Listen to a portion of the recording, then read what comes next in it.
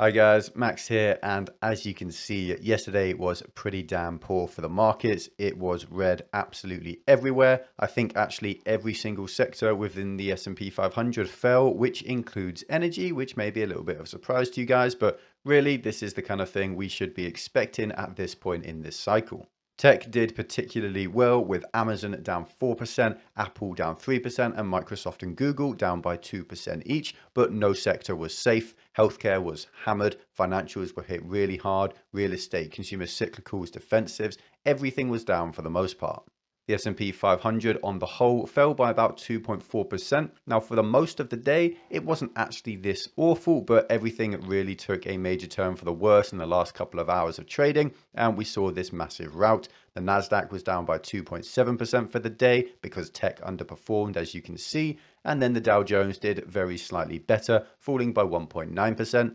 The Russell 2000, which I like to pay attention to because I feel it more accurately represents the state of the economy of the US than any of these other indexes, well, it fell by 2.1%, so it slightly underperformed, which might be considered some kind of silver lining, but let's be honest, falling by 2.1% is hardly good news either. As for the rest of the world, well, it was just the same sort of story. Again, in Europe, it was really quite red. The FTSE 100 fell by 1.4% and the Stoxx 600 fell by the same amount. In China, things were pretty bad. This is literally one day after Chinese tech stocks started to rally and everyone got really confident. And I basically said, no, the risk to Chinese tech stocks is not over just because you have one day of big greens. It's still an incredibly risky sector. And then we see things like Alibaba falling 8% in one day, which is absolutely monstrous. On the whole then, how did the world do? Well, the MSCI World Index fell by 2.1%, so really a day to be forgotten for most traders. Now, as for currencies, the dollar spot index actually rose by about 0.7% again, strengthening once more. The euro fell by about 1%, and it's now sitting back at $1.06. The pound fell by about 0.5%, and it's back down to $1.25. So we're seeing this typical thing of the dollar strengthening in comparison to pretty much every other currency out there. Now, as for fixed income assets, well, we saw slight outflows from those markets with yields rising once more. The 10-year Treasury yield rose by about 2 basis points and now sits at 3.04%. The German 10-year yield and the British 10-year yield both rose by 8 basis points with quite a large increase in those yields. Finally then, for traditional finance, how were commodities performing? Well, oil in particular stayed really high. WTI crude oil right now, as I make this video, is sitting at $122 a barrel, which is just scarily high to almost everyone out there. Brent crude is sitting a touch higher at $124 a barrel as well. Gold hasn't really moved much over recent weeks. It's still sitting at $1,850 an ounce, so at least no major volatility there. Finally then, what happened in the crypto market? Well, we saw for the most part crypto acting as a risk-on correlated asset, with the markets falling, not by ridiculous amounts and still maintaining decent levels, but they fell nonetheless. Bitcoin just a touch above $30,000 after falling by more than 1%. Ethereum just a touch below $1,800, and altcoins down in the region of 2, 3 or 4% for the day. Now, was there any specific news driving this slight market rout in the crypto sphere? Well, not really. Charles Hoskinson, the man behind Cardano and that network, well, he came out and said basically that the Ethereum merge is not likely to actually get complete and finished until about 2024, which is slightly bad news. Do Kwon was revealed to have taken out $18 million in cash about a month before Luna Terra collapsed, which is bad news as well. But really, those pieces of news aren't market movers. This is mostly just investor sentiment changing on a whim. Now, why did stocks and equities and risk on assets in general take that really weird nosedive at the end of trading yesterday? Well, it mostly comes down to the European Central Bank, who came out with their announcement that no, they're not going to be raising interest rates this month, but they will be raising interest rates by 25 basis points come July, and they'll probably be doing the same in September as well. Now, the narrative here is that this is a hawkish turn for the European Central Bank, which is the most dovish central bank in the world, and I can't really get that out of my head because the idea that this is hawkish is a little bit ridiculous. There's an 8.1% inflation rate across Europe on the whole, and they are still not raising interest rates, and they are still printing money day by day, week by week, and month by month. This is absolutely insane. The idea that people think this is hawkish at all is just a little bit ludicrous. This is the absolute bare minimum, and they're still doing the bare minimum, but prolonging it by one more month just to try and eke out any more possibility of inflation being transitory. It isn't. It's here to stay. The only way to get rid of it is for central banks to act, and the European Central Bank is finally almost getting to that point. Now, the reason that markets reacted so poorly to this is because if you are a dove, if you believe that inflation is transitory and the economy is fine, and so you've been investing in stocks recently, well, the ECB has really been the only thing of confirmation bias out there for you. Everything else out there, everyone else out there is moving the other direction, saying that actually inflation is insane, interest rates need to spike a major amount, and a recession is coming. So now that the ECB is finally changing their tune, well, there's just no one left to support that bullish thesis. If the European Central Bank is scared and finally raising rates, then investors should be scared too, and so investors changed on a whim and assets routed for the most part. We also saw that Europe actually downgraded their growth forecasts. Again, this has already happened a couple of times this year, and so investors are worried on that too. And then finally, investors are massively on edge about the US CPI data that comes out today. It may be out for you guys already when you're watching this video. It depends. It isn't out for me right now, but if it's bad, if it's high, and it is expected to be high at about 8.3%, then that's probably going to be bad for assets as well. Now, if we cross over back across the pond to the United States, we have Janet Yellen, who came out and actually said something that makes perfect sense and is accurate for once, and actually goes some way in dispelling some of the propaganda and the myths that really need fact checking that are being pushed out by the Biden administration. And that is the idea that this inflation is caused by corporate greed. It's evil BP and Shell and Exxon and every other oil company, and it's companies' fault that prices are rising. Now, this is obviously 100% true. Corporate greed is not to blame for inflation. Corporations would have prices as high as possible if they could, but they can't. They rely on market forces. They cannot influence the demand or the supply of the products and the commodities that they work with. Everything like that comes down to government policy, monetary and fiscal, and that's really where this problem stems from. And it seems that Yellen finally came out and actually said that.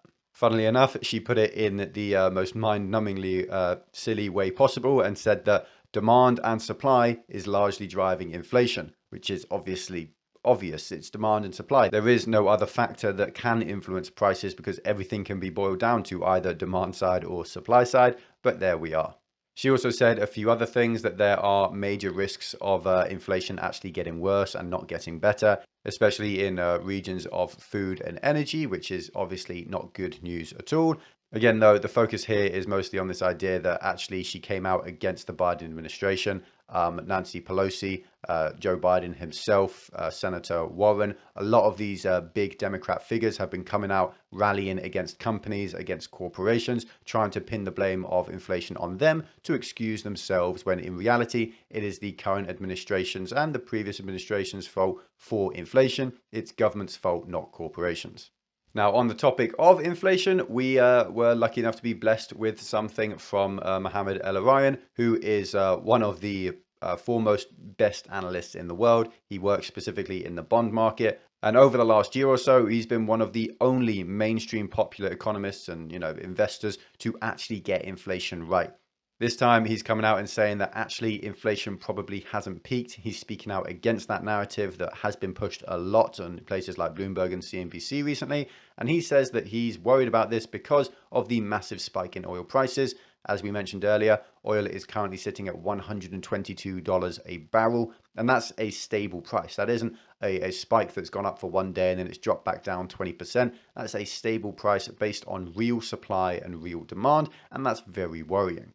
Now, what did he literally say? Well, he said that if inflation rises above 8.5% on a year-over-year basis in the United States, that wouldn't surprise him. And then he also said that it's way too early to say that inflation has peaked. Now, as I said, he's been incredibly accurate regarding inflation over this last year or two, far better than pretty much anyone else out there. He made a specific point of opposing the transitory narrative that was pushed time and time again by the Federal Reserve. And so I do think it's worthwhile listening to him here. I think he's probably going to end up right. I've also said that, actually, I think yesterday I said that actually the idea that inflation has peaked is probably a bit premature, and it's unlikely to be that simple. Now, the other really interesting thing that he said is he specifically name-checked and mentioned stagflation in quite a scary way. And basically what he said is that actually tough economic times are here. They are going to be here for the next year. What we don't know, though, is if it's going to be a standard recession or if it's going to be a stagflation situation. He literally came out and said that actually the Federal Reserve just needs to make a choice and stick to it. The worst thing would be flip-flopping, turning the gas on and then taking their foot back off. And that would just mean that stagflation would persist much longer than it needs to. So basically, he's encouraging the Federal Reserve to make a decision and stick with it. And as they've already sort of made a decision, it seems quite obvious, in my opinion, that he's just saying, stick to your guns. You need to raise rates. You need to tighten the environment. It has to be done. Yes, there's going to be pain now, but it will be lesser than if you take your foot off the gas and then have to turn it back on later. Now, regarding oil prices in particular, there was a very small silver lining yesterday that we got that news about Shanghai maybe going back into lockdown. 2 million people are being locked back up in China, and China is going further ahead with their zero COVID policy. They're building 100% permanent COVID testing sites and things like that. So there is a possibility that demand is quenched a little bit and that it's a little bit lighter than maybe it would be for oil if China continues lockdowns on and off sporadically forever. I will caution against making any bets on this because we've already seen these Chinese lockdowns over the last few months, and that didn't really cause any downward movement in the oil market anyway, so I wouldn't necessarily expect it this time round. Now, next on the list for things that are a little bit worrying and a little bit scary, but unfortunately they are important to read about and hear about, we have Stanley Druckenmiller, who is a incredibly accomplished investor. He ran the Quantum Fund with George Soros for years, and then he ran his own multi-billion-dollar fund as well. He's very successful. He knows what he's talking about, and he's basically just come out and said that actually we're probably not near the end. We're probably not near the bottom, despite what a lot of people might be wanting to think. He's making a specific point of noting that actually it's going to be dangerous if you are one of those buyers of the dip, because this might be one of those instances where the dip keeps dipping. He said specifically, we're about 6 months into a bear market, and historically, bear markets last longer than 6 months. If they come about from an actual recession, then they can go on to last for 3 years and even longer than that. This one started in January, and so it's probably got further to go. And he mentioned that, yeah, the bear market is going to continue for some time. The other thing he said is that come 2023, it's very likely that the United States and the rest of the Western world is going to enter a recession. It's coming because of the Fed's fight against inflation, because of their decision to raise interest rates and to stop their asset purchases and actually start to sell their assets off. Now, he doesn't really make it too clear if he thinks this is the right decision or the wrong decision, just that this will be the result of the Fed's action. And he is right. The Fed is causing this market rout. But in my opinion, this is 100% a necessary evil. Inflation will not fall on its own. And in fact, inflation is because of what the Fed has done in the past. And so they're just returning things back to normal, if you will.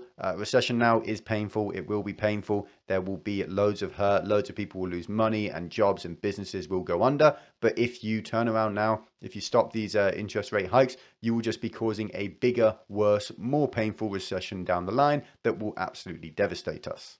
Finally then, as I mentioned earlier today, we are getting CPI data for last month in the US today.